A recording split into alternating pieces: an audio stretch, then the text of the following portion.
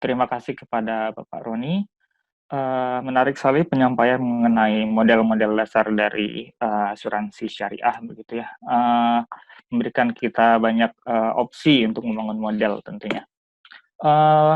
Baiklah, berikutnya untuk mempersingkat waktu, karena waktu sudah lewat ya sebenarnya, tapi alhamdulillah peserta kita masih bertahan, masih ratusan peserta yang bertahan, jadi kita akan coba jawab beberapa pertanyaan yang belum terjawab. Memang untuk Q&A ini sudah ada beberapa yang dijawab langsung oleh panelis begitu ya, melalui diketik langsung. Jadi untuk pertanyaan yang sudah dijawab kita cukupkan begitu. Jika masih kurang pas mungkin boleh dikontak langsung panelisnya melalui Google Scholar barangkali begitu ya. Oke, untuk pertanyaan pertama kita akan coba dari Bapak Muhammad Fadil Azim dari UIN Sultan Maulana, Banten, kepada Ibu Novriana. Pertanyaannya, dalam prinsip syariah selain riba, akad batil lainnya itu adalah masyir dan goror. Dalam perhitungan premi aktuaria kita tidak bisa lepas dari unsur probability, dalam hal ini mortality table. Menurut hemat saya ini termasuk goror. Apakah ada model matematika meminimalisir goror tersebut? Iya, terima kasih. Aduh, saya sudah nyatat sebenarnya tadi beberapa jawabannya. Pak Muhammad Fadli ya, dari UIN ya? Iya, Bu. Ya, jadi sebenarnya betul, goror itu adalah istilah, ini kalau lihat itunya ya, lihat apa namanya, definisinya, goror adalah istilah yang berarti keraguan, tipuan, atau tindakan yang bertujuan untuk merugikan orang lain. Jadi bukan hanya sekedar dia itu teori peluang gitu ya, probabilistik gitu kan, teori peluang bukan, tapi ada tujuannya, yaitu ingin merugikan orang lain, atau mungkin ya ada tujuan untuk mengambil keuntungan sebesar-besarnya dari itu tadi gitu ya. Jadi kalau memang teori probabilistik asalnya dulu pertama kali mulai itu karena adanya perjudian. Karena orang berusaha mengoptimalkan keuntungannya sehingga dia akhirnya mikir-mikir gimana ya caranya ya, saya pada hari ini judi, kemudian saya akan melihat berapa yang harus saya masukkan gitu ya sebagai judi, berapa kali saya harus berjudi gitu ya. Bahkan agama-agama sebelumnya, salah satunya Kristen, pada abad pertengahan juga pernah melarang adanya teori peluang. Namun apakah betul teori peluang itu selalu berkaitan dengan judi? Kan enggak kan? Misal peluang hari ini hujan, siang sore ini hujan, atau mungkin di Kanada ya, Bu Dila itu apakah peluang malam ini hujan? Itu kan bisa dihitung melalui teori peluang. Dan itu kalau memang kemudian dibuat judinya bisa, yaitu misalkan siapa yang tebakannya betul maka dapat uang gitu ya. Jadi kalau teori peluang menurut saya bukan termasuk goror ya. Dan kemudian tabel mortality. Tabel mortality sebenarnya asalnya dari mana sih? Dulu itu dibangun oleh seorang Inggris ya, dia orang Inggris, yaitu dia punya catatan tiap tahun jumlah orang itu berapa di suatu daerah tertentu, bukan se-Inggris waktu itu, hanya daerah tertentu.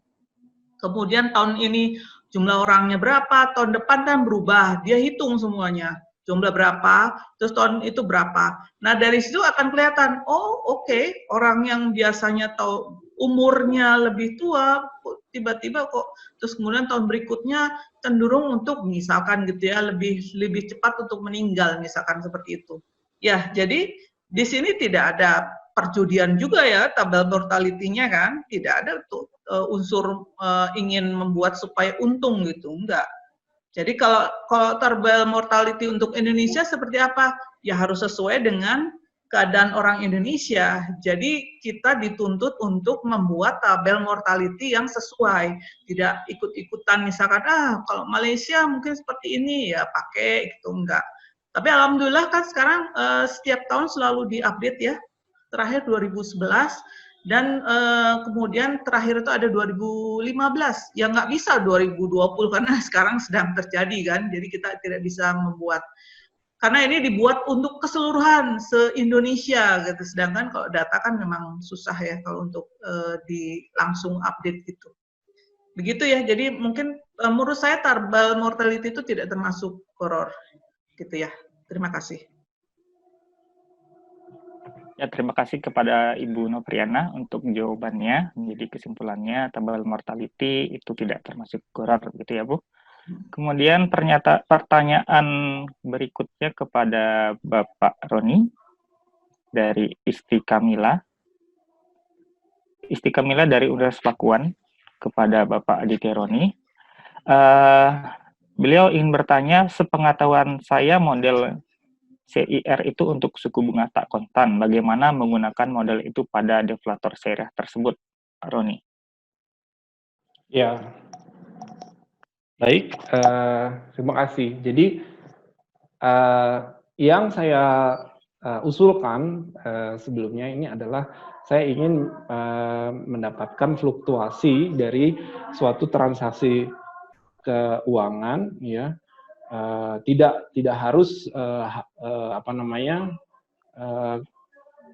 transaksi tersebut adalah suku bunga begitu ya. Jadi ini tentu harus di-adjust ya. Ini semua harus di-adjust. Jadi kita bisa pakai model-model yang sudah ada, yang existing ya, seperti pemodelan suku bunga, pemodelan saham dan seterusnya. Tentunya harus dengan melakukan satu penyesuaian. Nanti kemudian kita bisa masukkan ke dalam deflator ini. Intinya kita ingin dapatkan pergerakan transaksi keuangan yang secara stokastik begitu. Itu saja Pak. Terima kasih. Terima kasih Pak Roni. Kemudian kepada peserta kami mohon maaf untuk sesi Q&A ini Ibu Dila dan Pak Lukman mohon maaf tidak bisa hadir begitu ya. Jadi untuk pertanyaan kepada dua panelis tersebut sebagian sudah dijawab langsung melalui diketik begitu ya.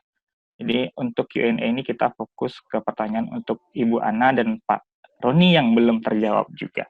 Oke, mungkin berikutnya kita kembali ke Bu Ana dari Dwi Susanti, Universitas Pajajaran. Ibu Nopriana, saya masih bingung apa pajak dimaksudkan ke modelnya, apakah termasuk riba, Bu?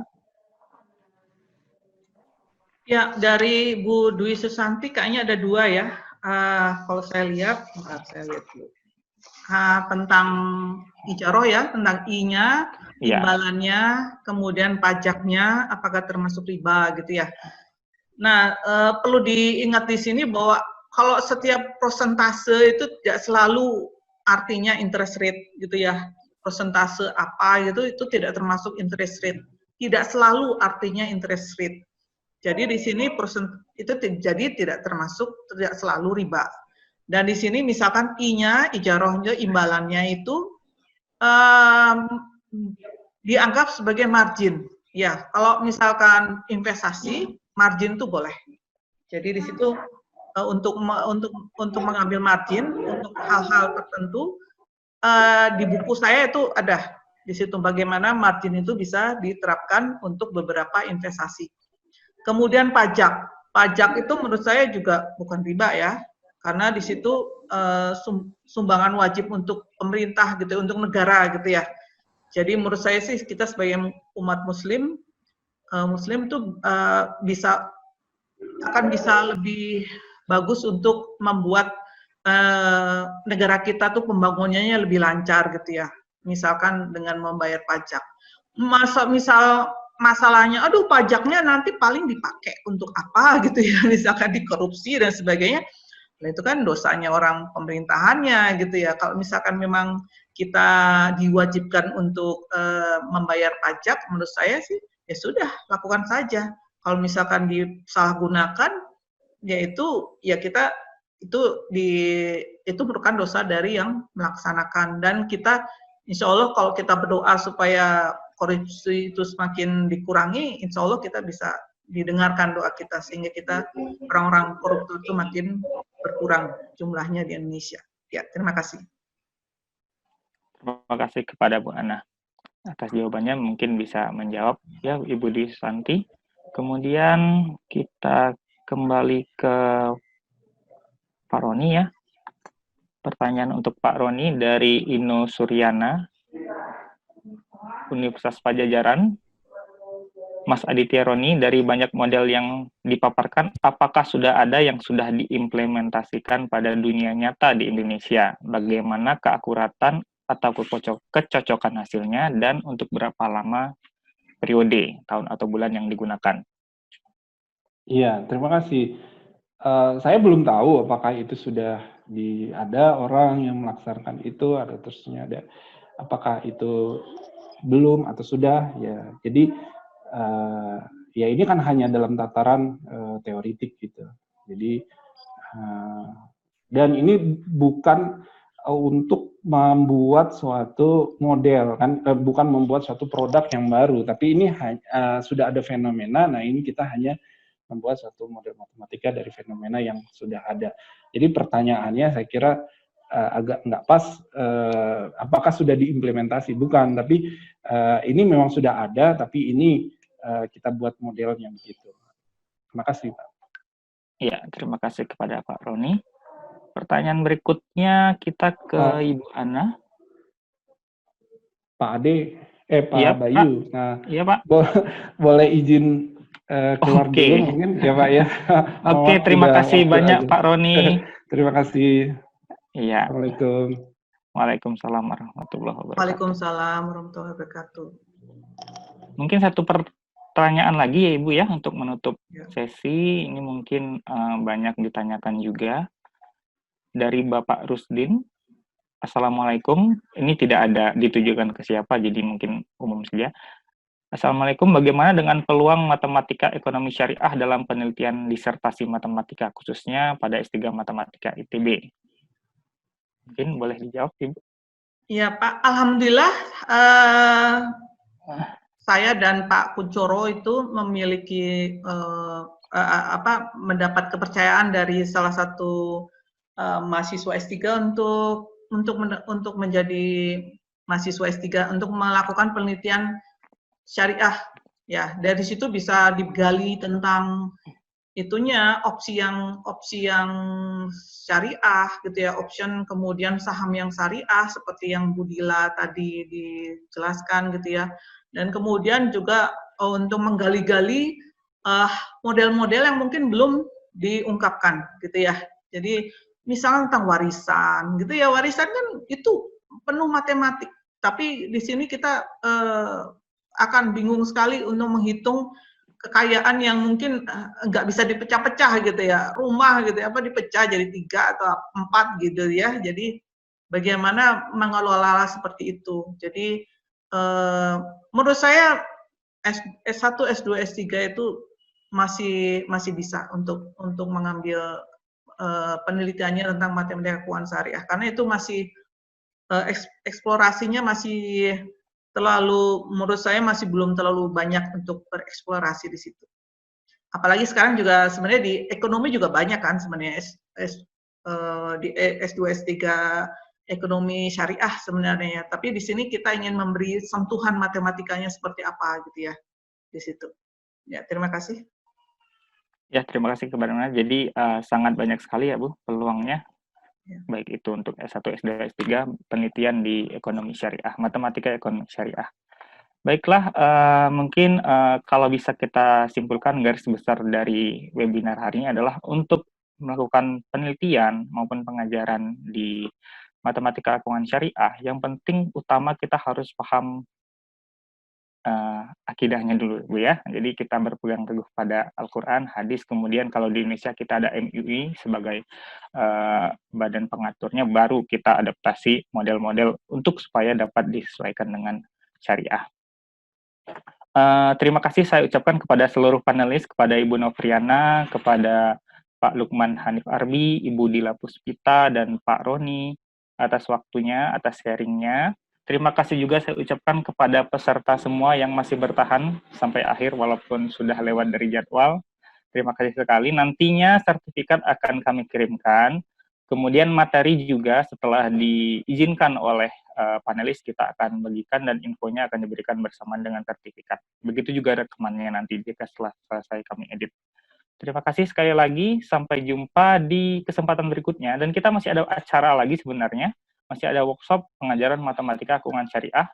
Jadi nanti kita akan beri juga infonya melalui selebaran ya, Ibu Ana ya, ada leaflet yang akan disebarkan, yaitu akan dilaksanakan pada tanggal 27 dan 28 Juli melalui Zoom juga.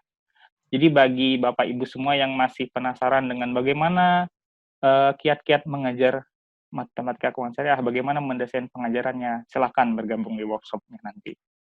Demikian dari kami, saya Adi Chandra Bayu mengucapkan banyak terima kasih, sampai jumpa di lain kesempatan. Assalamualaikum warahmatullahi wabarakatuh.